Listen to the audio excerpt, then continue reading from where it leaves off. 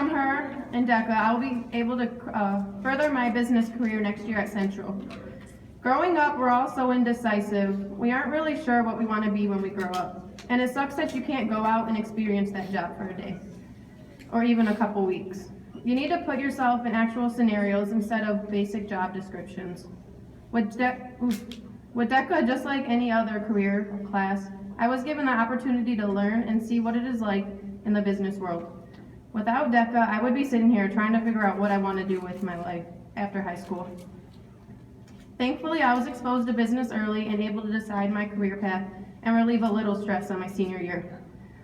Throughout DECA, I not only learned things pertaining to business, but things that cannot be taught in a classroom. For example, I learned communication and leadership skills.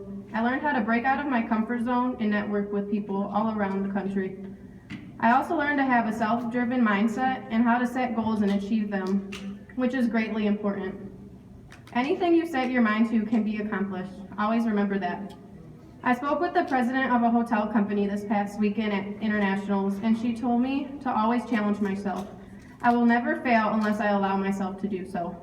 And she failed her SAT twice, and she barely got her high school diploma, and now she's in charge of this huge hotel chain, so it was really impressive. Like, it's amazing to get advice from people who have been in your shoes before. You need to always work at something if you want to go far with it. I remember my first time competing at DECA and hearing about Internationals. I was thinking how cool it would be to go before I graduated, but I always doubted that I would be able to make it. At the time, I only took one marketing class, and then after my first year, I made sure to take as many marketing classes as possible, which I did. I even took the initiative to study business at home on my free time.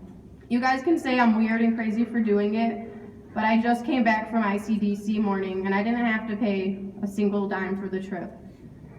That was my main goal for high school and I made it a reality. The trip was definitely an amazing opportunity. I even met with a marketing corporation and had an interview with them for a summer job, and I just got back from it and I got the job.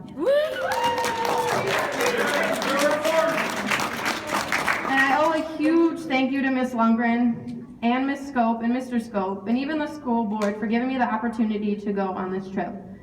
And then to all the underclassmen and even the seniors here, please take school and your future serious. Like, I can't stress it enough.